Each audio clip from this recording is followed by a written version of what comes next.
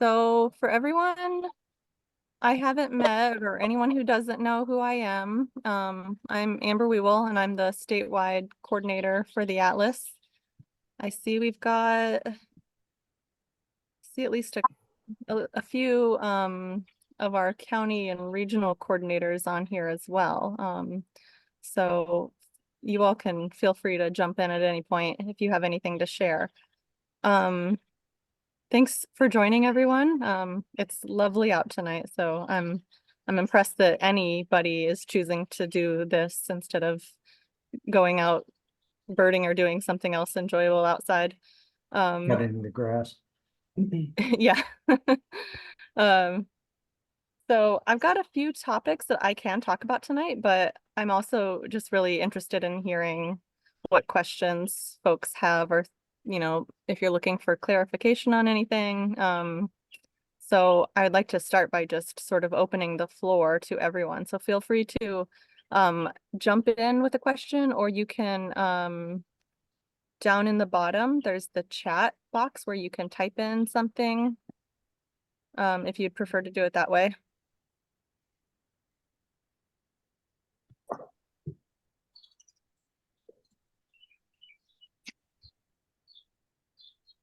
Okay, so I'll just start us off here. Hi, I'm Oscar Miller, and the reason why I'm always looking like this is because I have bifocals and I have to focus on the screen. So that's that. I had a question about the mobile app. It seems like you can't make comments under individual species. Is anybody else using that mobile app? And or maybe I'm missing something on that. So I'm able to do that on my Android device. So that's what I have. you've long tapped on the species and you get to the screen where you can um select your breeding code. Yeah. And I think it's right above that. There's a section for entering comments on the species. I'm gonna try to look real quick and see Yeah, I'll look what it's on mine too. Thanks. called. Um, it just says details. In details Yep, so you can type a comment in there. for each species Yeah, so it's you tap on the species, get to the page where and where the you see the breeding code. Yeah. codes. Okay, thanks. It's the same on iPhone as well. Okay, great.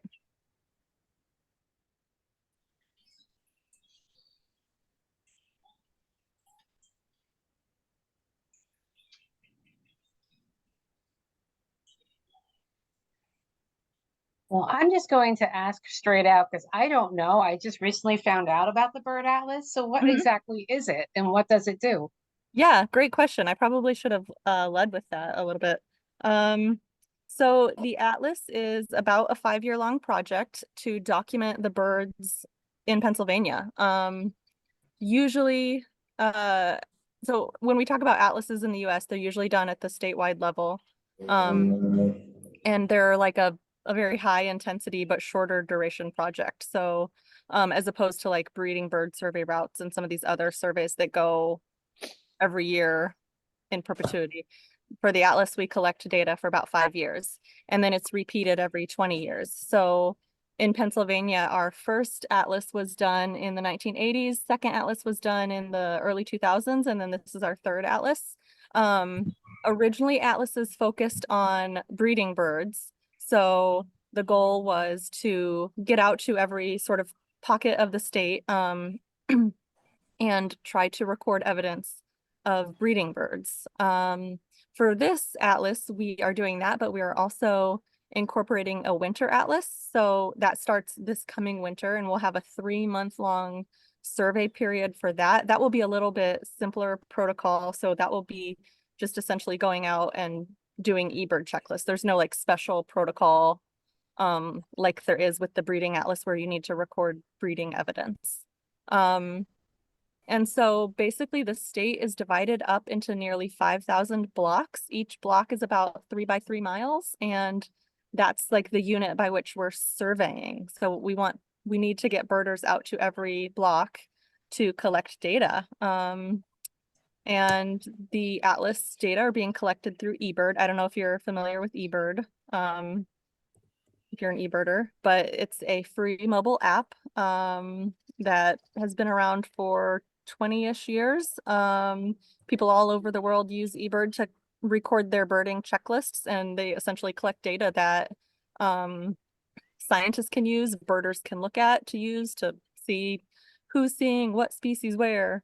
And so eBird is kind of I don't know if it's too strong to say like revolutionizing the way that we're atlasing, because it makes the data so accessible for other atlasers to see, which is really cool. So people are out birding in all these blocks, and say you're going to go birding, you can look and see what other people have recorded already. So, if you're someone who has the ability to travel a little bit, choose where you go birding, you can use that information to help guide some of your decisions and where you can go atlasing and contribute the most effective data.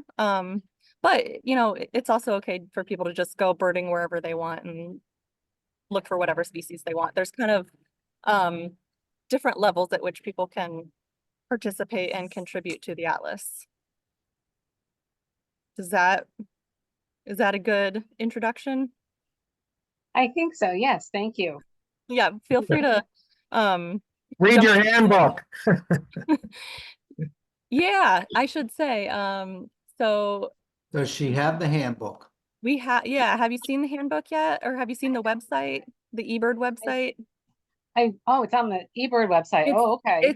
it's specifically the Pennsylvania Bird Atlas eBird website. So you want to go to ebird.org/atlaspa. Maybe somebody can type that into the chat for me. So you should make sure that it says Pennsylvania Bird Atlas up in the top left corner. Gotcha. and Thank you. if you're on a computer. And Right. from there, there's sort of in the middle of the page, there's a section that has a bunch of links. So there's links to our handbook and all sorts of different information. There's where you can get the maps for all these blocks. Because the really one of the key things is, thank you, Tiffany, to make sure that when you're birding and you're keeping a checklist, your checklist only includes information from one block. So if you go to cross into a new block, you want to start a new checklist, because we want to link your observations to as tight of a location as possible. That's the most effective data for conservation purposes. Okay, great. So that's a perfect segue into the question that I was going to ask. I've seen a couple of people in recent weeks ask why there's a difference in eBird between what they call regular eBird and the Atlas eBird. And I know that's been explained, but I was out birding today and I've been out of the country for the past week and a half. So when I got back, these people were saying they heard that there was some very recent controversy about why there's a difference and it's confusing people. So I don't know if you can explain any further with that. I mean, I understand it because I've done the New York Atlas too. Yeah. But is there anywhere that we can point to on the website or anything that helps explain that? Yeah, so one thing that I heard recently with these new eBird updates, and I wonder if this is what you've heard about, is that so eBird has these different they're called portals, as many of you know. So the Pennsylvania Bird Atlas is via a portal. So it's sort of like a basket that we're collecting our data for the Bird Atlas in. And then there are other portals for things just like regions or for states. So there's a Pennsylvania eBird, there's a Maine eBird. So states have in the past used these eBird portals to collect certain data, I think. And I heard announced recently that you no longer, if you're just birding in a region, and it would have been a case where you would have selected that portal in the past, you no longer have to do that. It automatically goes to that region. I don't quite understand how that's different from just like core eBird or regular eBird. So that's a separate answer. As far as our bird atlas, you do still need to go to the portal. The portals are set up as this extra There's extra information in there that you won't get out of core eBird. We're actually paying eBird. We paid eBird a whole bunch of money to create that for us. So that's how if you are atlasing and you're using your phone, that's how you can see the block boundaries when in your checklist if you tap at the top. That's how that's how all the data get collected for us. If you're entering data into just core eBird in Pennsylvania, even if you are adding breeding codes, we won't see that. That doesn't come to us in our data download.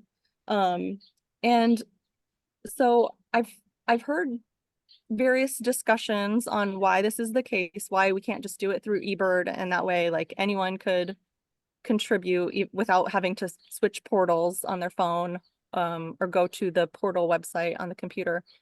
And it's largely because we want to try to capture people who have heard about the Atlas and at least somewhat know the protocols. Because there are people who use breeding codes sometimes just in their regular birding. They're not participating in a breeding bird atlas or a bird atlas anywhere, and they will just use those breeding codes. That does not necessarily mean that they're using those breeding codes according to the definitions that we have laid out for them for our atlas, and it does not mean that they're sticking to, a block or a certain area on their checklist. They're very likely not. And so the hope is that by making it very intentional where people have to switch to this portal, it means they've heard of the Atlas and they at least know that there are some rules that they need to be following or some guidelines. That obviously doesn't mean that we capture everybody, but hopefully we capture most people and at least get them to be aware of those guidelines. Does that help answer that question? Yeah, I think so. I'm wondering if the recent confusion might be regarding the new region change information, which I haven't even had a chance to review since I got back home. So Yeah, I'll take a look at that and see if, when people have questions, if I can explain it to them. Yeah, I don't know much about it yet myself. I just saw talk of it on Facebook or somewhere, I think. So, Okay, So, thanks. sorry. So to make it clear, anybody who's just entering breeding codes in regular eBird portal, the Atlas is not picking those up. correct. Now, They if have they're to go through contacted, the Atlas portal. yeah, if they're contacted, and they they are willing to contribute those data to the Atlas, they can go in and Sure, switch those checklists sure. over to the portal. There should be a conversation with them to make sure that the data were collected appropriately enough to fit for the Right. Atlas. But yeah. All right, Sharon. Hi, thank you. So I had a follow-on question. You mentioned starting a new checklist when you cross a block border. I thought that I had also read something that was saying kind of keep the checklist timing to about an hour. So could you talk a little bit about that? Like some of the locations we have, it might be a 2-hour hike. I'm just curious how to manage that. Yeah, good question. Yeah, so the very basic guideline is that you need to stay within a block, but kind of further tightening that is that ideally a single checklist will be no more than the timing matters less. Ideally it will be no more than about a mile long. And ideally it will be like mainly one habitat type, because when you go to submit your checklist, you select that location, that pin, and that is where, when we get the data, that's where it's telling us that those birds is where that pin is. So if you've only birded within a mile, then ideally like any bird that you've recorded on your list shouldn't be much more than a mile away from that pin. So that, again, that helps keep those observations linked to a really tight location. Okay. And then going back to the habitat thing, so yeah, I know it can be hard because you can be birding at like the interface of two habitats, but if you are sort of birding in a discrete habitat, like you're in the forest and then you come out to a lake. So now you're going to get waterfowl or whatever. If you're able to stop your checklist and start a new one, that again will help like reflect more accurately what habitat those birds are using that you've reported on your checklist. We did initially, like, I guess ideally checklist will be kept to about an hour maximum also, but it kind of depends. There's a little more flexibility there because you could be, depending on what style of birder you are, you could be birding like this really small patch for 2 hours or something. So it's okay if you go over, if you're not covering a large amount of area. That one's, that one's a little more gray. Yeah, that's helpful. Thank you. So Amber, this is Tom Kill. As long as you put the data into the portal, the data's gonna be there, like I've gone over an hour, you're on a bike trail with the same habitat and things like that. I'm trying to cut them off, but the data's going to be there. It's not gonna be, it wouldn't hurt to put a comment in, same habitat, did this for 2 hours, that type of thing. Yeah, I think that's fine. And I know like you can lose track of time so easily. So it's like if you go over an hour, it's not like we're kicking your checklist out of the database or anything like that.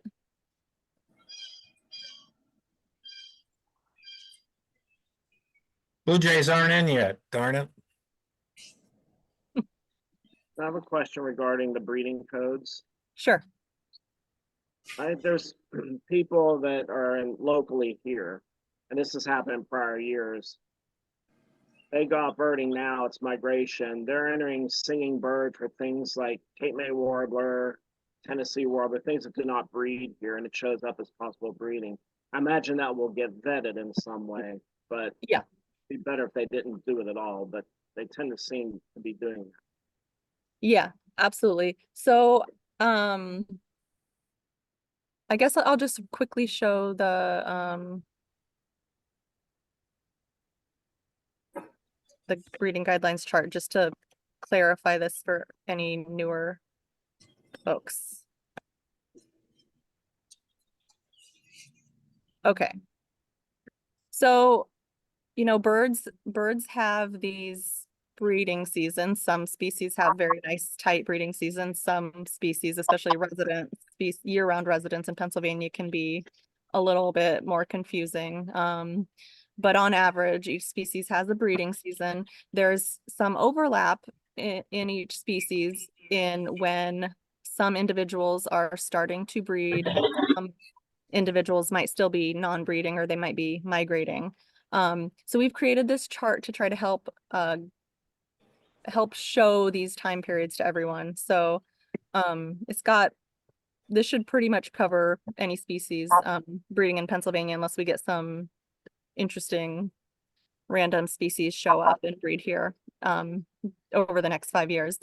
So what this means is, and we have these different breeding codes that are different levels of evidence of breeding. So we have things that are called confirmed codes. So that's like if you see a nest, if you see an adult carrying food, if you see an adult carrying nesting material, there's clearly breeding happening there in that block. Those codes, because they're confirmed evidence of breeding, you can use those codes at any time. Then we have these lower weaker evidence codes that are the possible codes and the probable codes. We are asking that people try to only use those at certain times. So the possible codes are the weakest evidence. They should only be used during these B weeks. These were known in the previous atlases as the safe dates, which means it's safe to use any codes. And then the probable codes, so that's like medium evidence. Those can be used during these E or B weeks, either breeding or non-breeding or breeding. So ideally what happens is people kind of take the time to understand this information, and then when they go out birding and they see behaviors, they kind of double check that it's okay to use those codes at that time. What that does is that helps keep, right, because all this data is going into eBird, so now everyone who's going out atlasing can see the data, so that will help keep that information that all these other atlases are using as clean, as possible and as like accurate of a representation of what truly has been recorded so far for the atlas. And then it also just makes the like whole data cleanup process easier for us. But obviously, you know, we'll all make mistakes. We'll all use codes earlier than we should. And so each year, each winter, we will be doing a data filtering. I can probably stop sharing this now. So we will be going through and removing all those species that have been reported singing or like waterfowl pairs, things that don't breed in Pennsylvania typically. So those species would require higher evidence of breeding and potentially some documentation. So those will be removed. Anything that's just reported singing or in habitat too early, those will be removed. We will be probably correcting some codes. And then at the very end, so you know, after 5 years, we'll do a thorough final cleanup of all this. So all of those mistakes and early uses of codes will be cleaned up. So that's fine. We don't have to worry too much about those, but that is why we're asking people to try to follow these guidelines, because it kind of will help everyone along the way. And also, like, if people understand, the better that people understand the guidelines, the more they know when the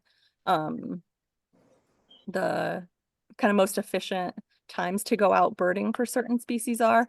Woodcock is an example that I always use. So people, you know, people were coding woodcock displays in February. There's a good chance that those were migratory birds. So if people only code them then and they think, oh, I have woodcock checked off for my block, they might not return to see if they're still there in, you know, March or April. So understanding that that's a species that you need to wait a little bit longer to code, because I should say that is a species that just the males perform breeding displays while migrating. So understanding why it says that on the chart, then you know you need to go back later to check that they're still there. Because that early code for woodcock is just, that's going to disappear. If you haven't coded again, then it's going to disappear from your block. So.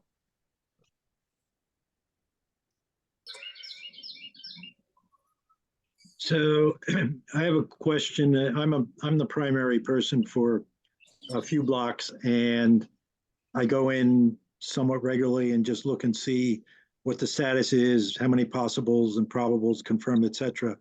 I was wondering when the data is harvested, you know, how many times a day or once a day or whatever, what times a day. So, because I seem to have noticed updates like overnight or in the evening, and I was just wondering if there's a regular schedule for that. Yeah, so like in terms of when it will show up in eBird. Right, in the block summary, if you will. Yeah, I don't really know. It's happening the same as in for eBird, and I don't like, sometimes something that I enter will show up immediately and sometimes it won't for like 24 hours. I don't know if there's some rhyme or reason to that. I don't know if there are any eBird reviewers here or if anyone has more information than I do. I actually don't know the answer to that question. Okay, not critical. It was more just a curiosity. Yeah, I'm curious also, and I haven't bothered to find out the answer. So, Now, you did mention about, just going back to your woodcock example, about if the breeding code for courtship was entered out of a safe date range. Does that actually get removed at some point, you said, or like over the winter, or? yeah. So like probably once, like this fall, once breeding is kind of over for most of our species, then we'll do a big cleanup. So, yeah. Okay, because I've seen some erroneous information like that entered, and I was just wondering how long it's going to persist. Yeah, it'll probably stay in there till this fall. Some I have changed or removed some of the more egregious mistakes. I can do that, particularly for like things that don't breed in the state. So if they've been, you know, again, like if waterfowl pairs have been coated or things like that. So I can remove those. It is a little bit like going in and doing that manually, like individual record by individual record is kind of time consuming. The Sure. eBird system for it is really clunky. So I don't want to do that a ton, but if there is anything in your area that you're very concerned about, you can contact me. But keep in mind, like all those sort of more typical mistakes, those will all get cleaned up, so it's okay. Okay, thanks. Yeah, and I just want to touch on what Barry said, just for anyone who doesn't know what he was referring to. So he mentioned being the principal atlaser for a block. So I mentioned Pennsylvania is divided up into all those blocks, nearly 5,000 blocks. So kind of experienced birders can sign up to be the principal atlaser for a block. There's just one principal atlaser per block. And what that means, so we have like a list of criteria that helps determine when the block is considered complete. So the principal atlaser is the person who's saying, I'm taking responsibility for making sure that we hit these criteria. So there's a certain number of hours to bird, like basically 20 hours daytime birding during the breeding season, 2 hours of nocturnal birding, trying to get a total number of species recorded for the block, hitting up the different habitat types in the block, a few things like that. So you do not have to sign up as a principal atlaser. You can still go atlas anywhere. And even if a block already has a principal atlaser, you can still go bird there. There's no ownership or anything. It's just, it kind of helps us see where we have good coverage and where we don't have good coverage.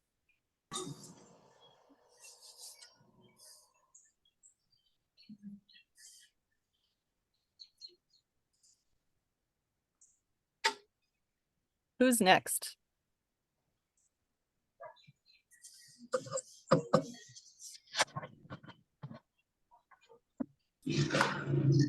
Oh, maybe we have some things in the chat. Let me look here. All right, so there was a question, have you considered reaching out to wildlife rehab centers to collect data on things that are brought in?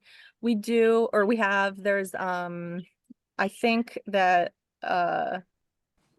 someone on our, like advisory group has connection with rehabs. So I think they're like putting out the message and making sure that people know who they can just send information into. All right. Can you give an example of using a confirmed code early? For example, would that be if we saw a bird feeding young, but its breeding season hasn't started yet? So the confirmed codes, those are the ones that can be used anytime. So that wouldn't be early. But that would be,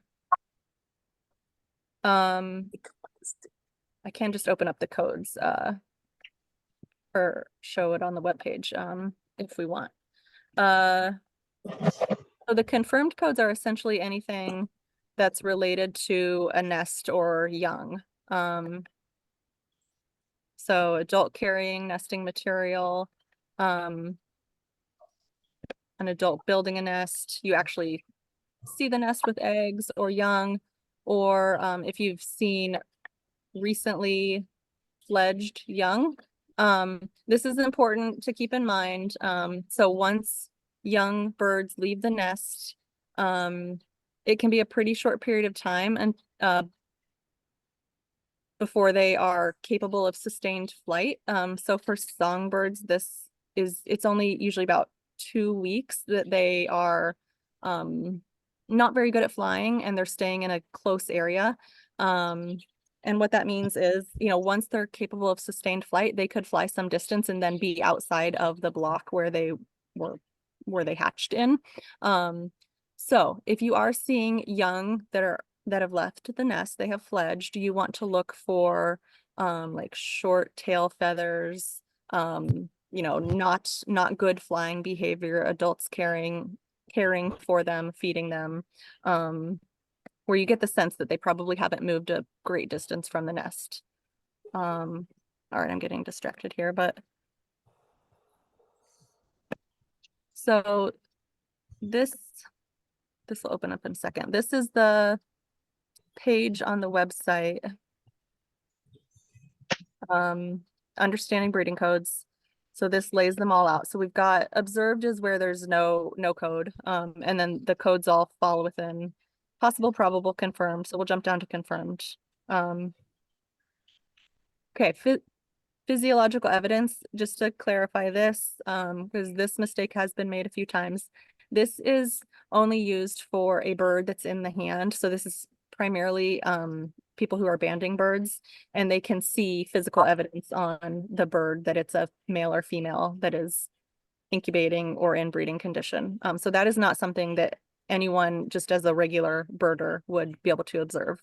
But carrying nesting material, nest building, distraction display is like a killdeer that you have disturbed, and it's doing the broken wing display, trying to lead you away from the nest. It's really common in ground nesting species.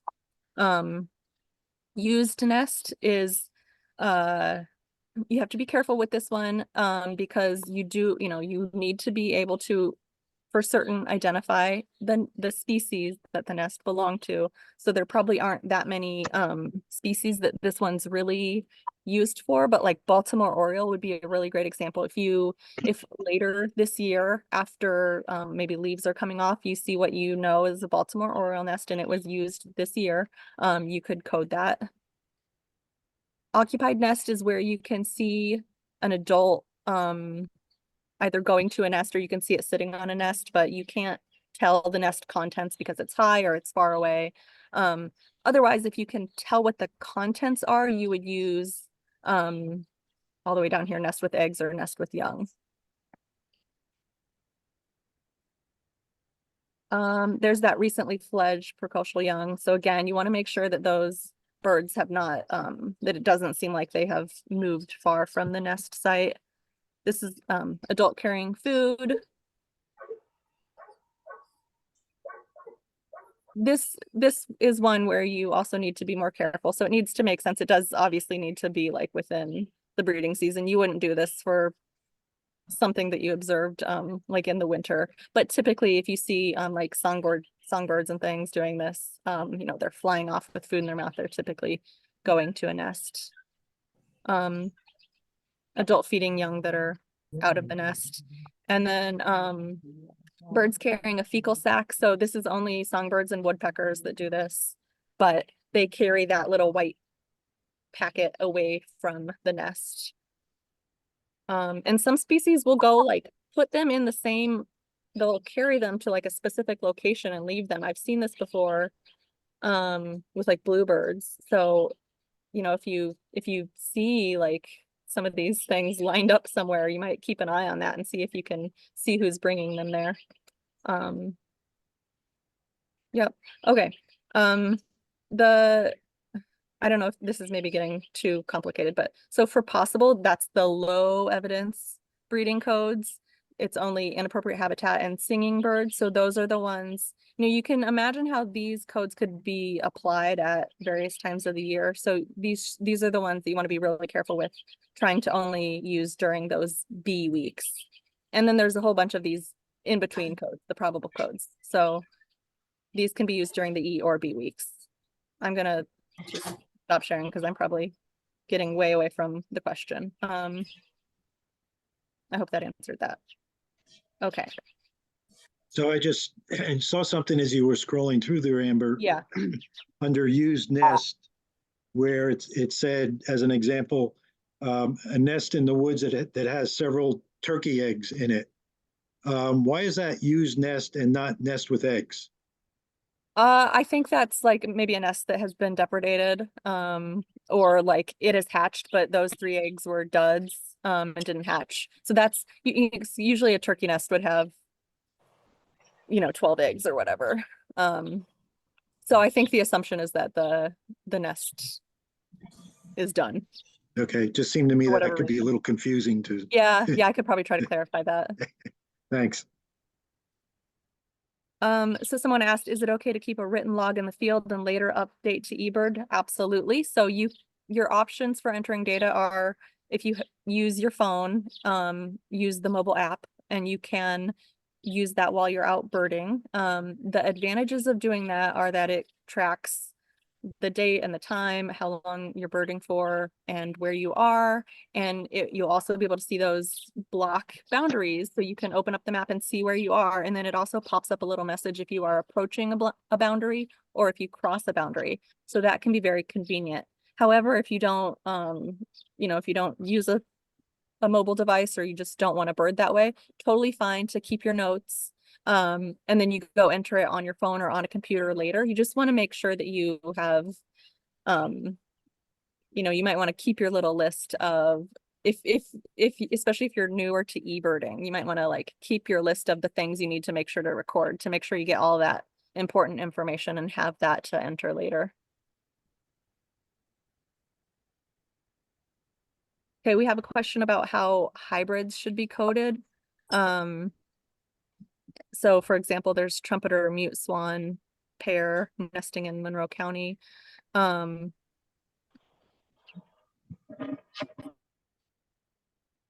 with Brewster's. Lawrence is paired with one of the straight parent species. So yeah, if you are able to identify the parent species, two species, you can code both of those species. So you would have both trumpeter swan and mute swan with those codes, on nest or young birds, whatever. Where that gets tricky is if you're dealing with like, if you're in the chickadee hybrid zone. So that's kind of a separate question, but just to touch on that.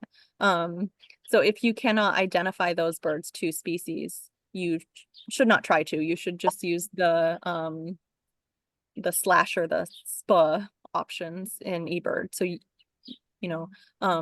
want to make sure that you're certain in your identification. So if you're anywhere in that zone, and you don't have, enough information to identify it, then don't try to.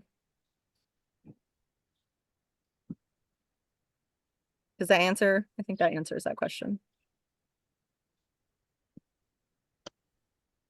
If you use code N for visiting probable nest site and then later note occupied nest at a later date, do you record the same site twice or do you change any of your data? So the great thing about eBird is that it is designed to handle like duplicated, I don't want to say duplicated, but like replicated information. So like, say there's a bald eagle nest along a trail and 100 people go by that day and code that bald eagle nest. That would be amazing if we had like 100 atlasers coding the same nest in one day. But you could have multiple people going by that and coding that in the same day, and that's fine. eBird is like mathematically designed to handle that. It's the same thing for you in your yard. If you have a robin nesting on your porch, if you want to, you can code that. You can do a checklist every day and code that robin species. You'd probably get tired, or that robin nest. You'd probably get tired of doing that. What would be helpful is if you could kind of, as that breeding progresses, try to capture those different codes. So you might have like a pair of robins one day, and then pretty soon you see them building. So you could code that, and then you've got a nest with eggs, and then you've got a nest with young. So all of that helps us capture the phenology of the species. So this is when they're starting to brood. This is when they're on eggs. So like getting that all across the state is really great. But yeah, so like you can submit the same location for that checklist. You don't need to change anything on it other than just putting whatever the appropriate breeding code is. Does that answer that? Yes. Okay. All right, could you explain the point counts? I'm gonna skip over that one for a minute. We'll come back to that. Okay, and chickadees, yep. Okay, yeah, I'll talk about point counts. So, okay, so just if you don't know what a point count is, it's just basically a standardized bird survey where you stand in one location and you record all the birds that you see or hear for a certain period of time. So if you do a breeding bird survey route, or you know about breeding bird survey routes, those are point counts. You're driving a route and stopping every about half mile and looking and listening for 3 minutes and recording everything. So we are doing point counts for the Atlas as well. So just to clarify, I guess, there's a hired crew that will be doing point counts that are, the protocols are a little more complex, but we wanted to try to get even more point count information. And why point count information is so helpful is because you basically you can use it to help get detection probability, which means how likely was it that a species was detected, and then you can use that to estimate relative abundance of species. So that helps us get at not just which species are where, but how many individuals of each species are there. So this atlas, we're trying something new by asking the volunteer atlasers who want to also conduct point counts. So I want to emphasize that these are completely optional. If you are a newer birder, this is not for you. And if you just are not comfortable with the protocol, it's fine. But essentially we have it set up where there are 4 points in each block. We have a link to a website that shows all of the locations for these. There are a few ways to use the locations. We wanted to try to make this as accessible as possible to people, and a lot of people don't have GPSs or don't know how to use like latitude, longitude, or coordinates with their phone. So you can, if you use a GPS, or if you use some app that allows you to use coordinates, you can just download all the coordinates, or and find the coordinates that you need. If you don't know how to or don't want to do that, you can also just basically, we have instructions for this, but you look at the location and you look at the map, an aerial image, and you find a spot that you can find that's within 0.6 miles of that location. So you might find a road intersection, you might find a fence row, something like that you can get to, and that you're close enough to that point. Once you go do the point count, it's just collected in eBird, so it's just a stationary eBird count. So you need to, when you're submitting your checklist, you select stationary. Actually, I think it will tell you stationary, because you haven't moved. It's a 6-minute count. You're just recording everything that you see here. You can record breeding codes also, but you might want to just enter those after your checklist, because it'll be, depending on how much birds are singing, it might be too much to try to enter those at the same time, because you're just recording for 6 minutes. And then you save that checklist with a specific name, and then you need to share it with the PA Bird Atlas eBird account, which is how we are capturing the point count data. The county coordinators are the ones who are managing this. So they will be the ones kind of keeping track of who's assigned to do what counts, and anyone who's doing them needs to confirm that they are the one doing them before they do them, and then they need to let the county coordinator know when they've completed them. We're hoping that a lot of principal atlasers will be up for doing them in their blocks. But it doesn't have to be principal atlasers, it can be other people. But keep in mind, you need to be a pretty experienced birder, because you need to be able to more or less be able to identify all species in Pennsylvania by sight and sound. So if you're not sure if you're ready yet, spend another year or 2 working on your identification, and there's going to be point counts available every year. We don't expect that we will complete all of these across the state. That's okay. We'll get whatever extra information we can. Also, if you're someone who's like really into doing these, then feel free to reach out to the coordinators in areas where there are fewer birders, the lower population areas of Pennsylvania, because they're going to be needing a lot of extra help. So I'm sure you'd be welcome to go do them in other places. Amber, is it just 2 counts in each block? I think you said 4. It's 4. It's 4. There When are did that change? 4. So the block is basically divided into 4, and there's 1 in each quadrant. I also want to mention, another reason why you need to check these out ahead of time is to make sure that they're accessible and that they're on public land. or that if they're on private land that you get permission to access. Obviously no trespassing. So some of these may be inaccessible because they're on private land or because of the terrain or whatever. That's okay. So if you could only get 2 or 3 done in the block, that's totally fine. If this is something that you're nervous about, I would encourage you just to at least go try to check out where the points out are, like in your block if you're a principal atlaser. Because they might be surprisingly, you know, in an easy place. Obviously, there will be lots of blocks with really remote point count locations, but like in my where I live, the block that I am doing here, 2 of the point counts are like just one's within walking distance of my house and one's with a very easy drive from my house. And then there are 2 that are like in the forest. So, but you know, at least those first 2 will be really easy for me to do at any time. And they might be places that you already go birding too. So check it out. So we won't have a good way of seeing which ones are completed in real time. They'll get I mean, you know, if you have questions about that, you're probably gonna have to contact county coordinators. And then the plan is to, on this website where we have have the location stored, we do hope to update that annually. So next season, you'll be able to see which ones have been done this year.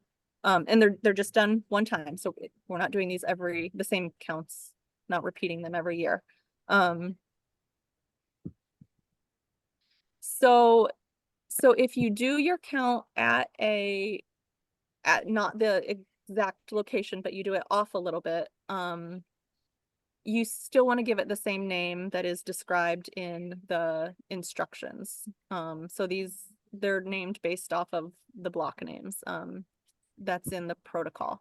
So you still want to give it that name, and eBird will be capturing the location for you. So you just, you know, you set the location as right where you are, and eBird will capture that coordinate information for us. And this protocol is, currently it's on the website under, there's a link for Atlas handbooks. So there's our main big volunteer handbook, and then below that now there's the point count protocol.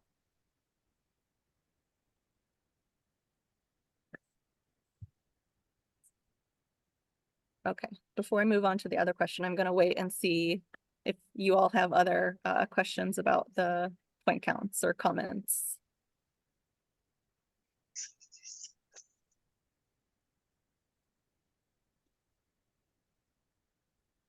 So you said they'll only be done once. So if I do 4 point counts on one of the blocks, I'm done for the whole atlas if I do that this year.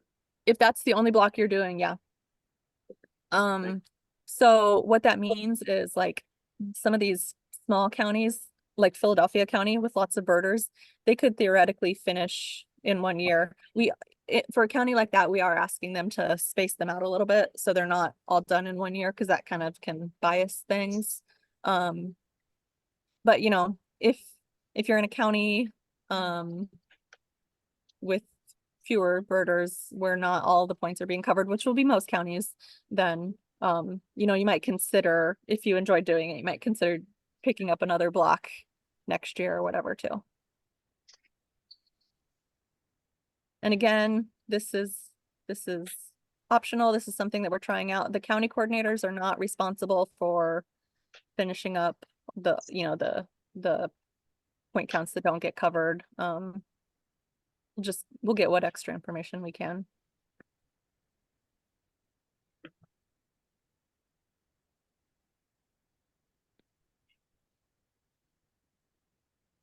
Any more questions on that, or should I move on to a different topic?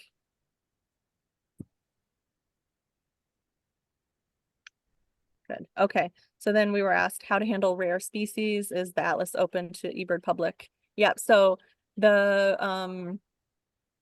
atlas data are completely integrated with core eBird. So anything that you enter into the atlas does go into and show up in regular eBird. So there are a few sort of levels of protection, I guess. available. So we have, is it 7 species, I believe? No, 8 species that are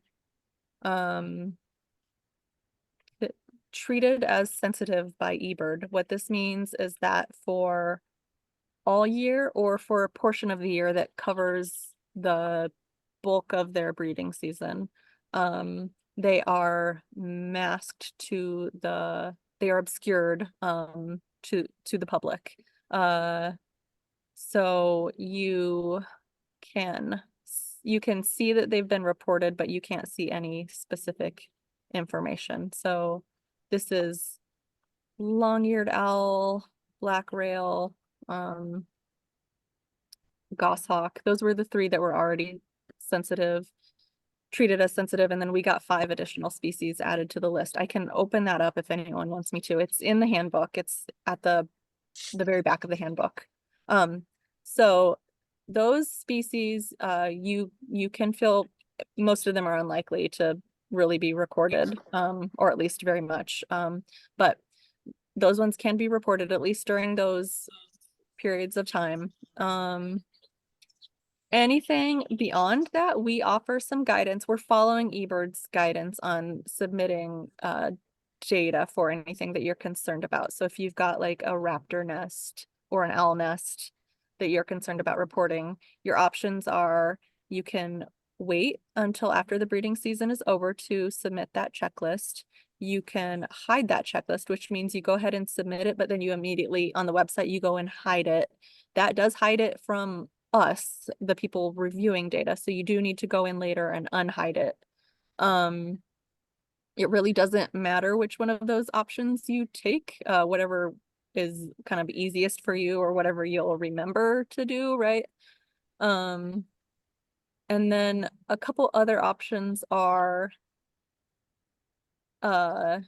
maybe if it's a nest that's just kind of in a really visible, like easily accessible location, you could move the location of your checklist to within up to a half a mile.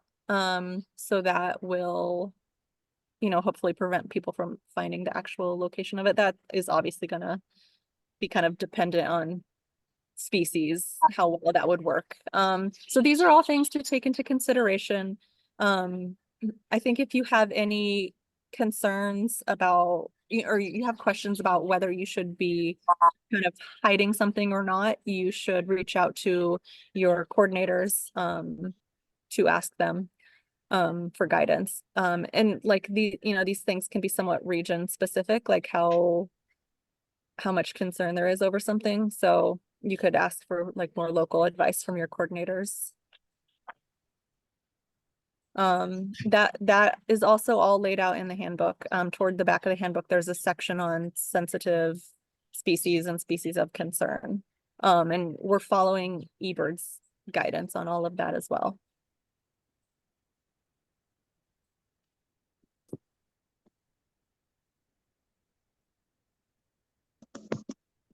Okay, so we've been asked about hotspots, which is a question that comes up a lot.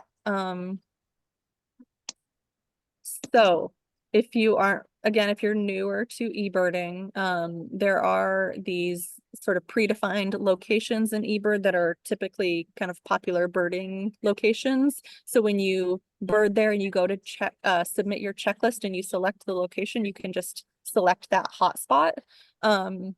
Hotspots vary a lot in size. So sometimes it's like an entire state park, which could include like a reservoir and forest around it, or it could be just like a little pond somewhere or like a little overlook or something.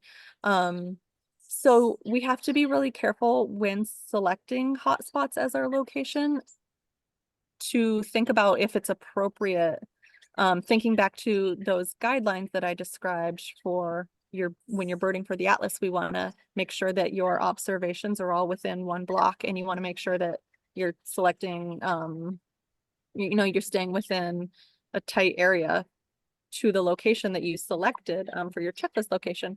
So if you're thinking about if it's appropriate to use a hotspot or not, so the alternative to using a hotspot is just selecting a personal location, and you can use the name that eBird like auto populates or autofills for that, which is often just like an address or something. Or you can name it. The only reason really that you need to name it is if it's like a place you might return to. So if you want to name it, you can. If you want to give it like a name that you'll recognize and you can return to. The only other reason to name it would be if you're doing a point count, right? But so going back to hotspots. So you want to look at how large the hotspot is and does it cross block boundaries.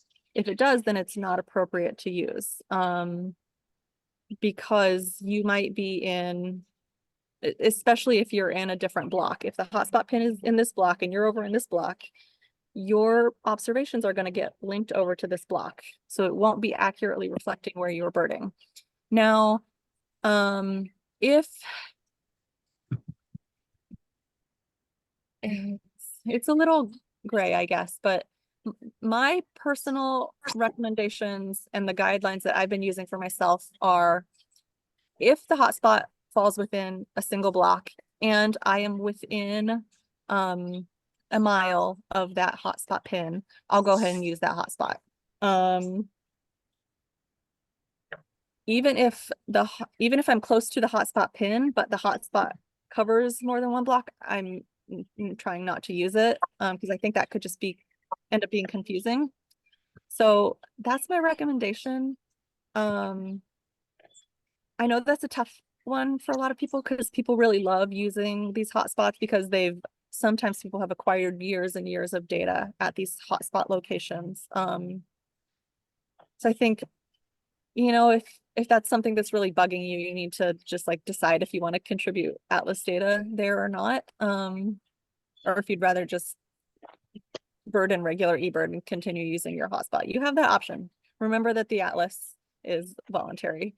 So those are the best practices. I kind of just rambled a lot. Did I explain that well enough?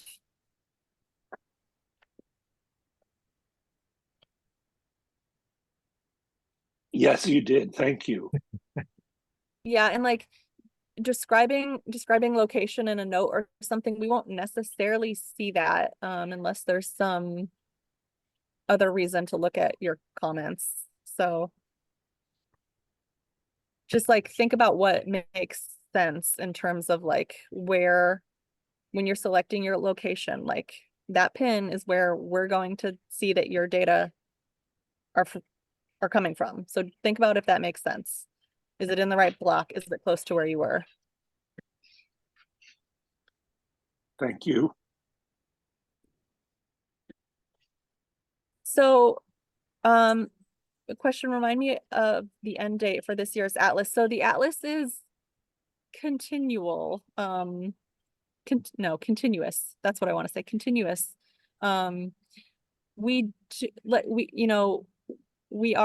We have now entered into peak breeding season for birds in Pennsylvania, but we do have species breeding in all months of the year. We have great horned owls and bald eagles, rock pigeons, things that are breeding in crazy cold months. So you can technically contribute to the breeding atlas any month of the year. The winter atlas will be from December to February. That's starting in December 2024. And there will be 5 periods for that. So that last period will be December 2028 to February 2029. So that is a discrete period of time. But in terms of breeding atlas, it can be year round. And you can still, if you're birding, like, let's say you're birding in November this year, so the winter atlas hasn't started yet. You're out there, you're not getting breeding codes to use. You can go either way. You can switch out of the Atlas portal back into Core eBird if you want, or you can just stay in the Atlas portal if that's easier for you. It doesn't matter. If it doesn't have a if your checklist has no species with breeding codes, that data just goes to eBird. We don't get that when we like download all the data, so that's fine.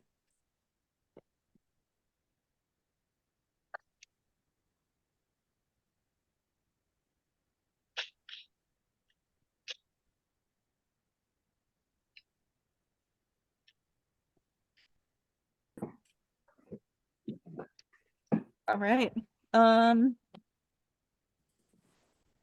Writing down how many participants we have. I think I caught everything in the chat. And you guys asked the questions about the topics that I wanted to make sure to bring up, so that's great. You guys are on top of it. Well, this has been helpful because it's an open forum for any question that may arise. And several questions I've had, other people asked, so that was good. Great. Yeah, that's good to hear. I was hoping it would be helpful. Last call. Does anyone want to jump in with another question?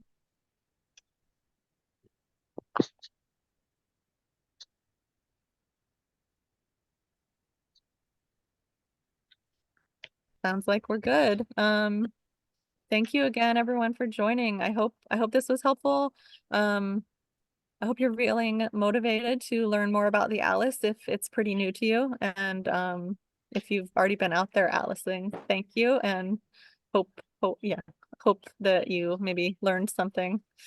So we're doing this again in June. I can't remember the date. I forgot to look. June 4th or something.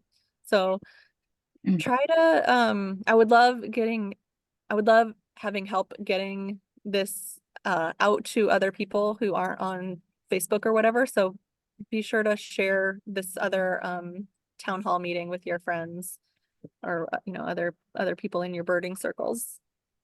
So All right, well, thank you very much. Hi, Tom. Hi, Mike. great. Have a great night, everyone. Thank you so much. Happy birding. Thank you.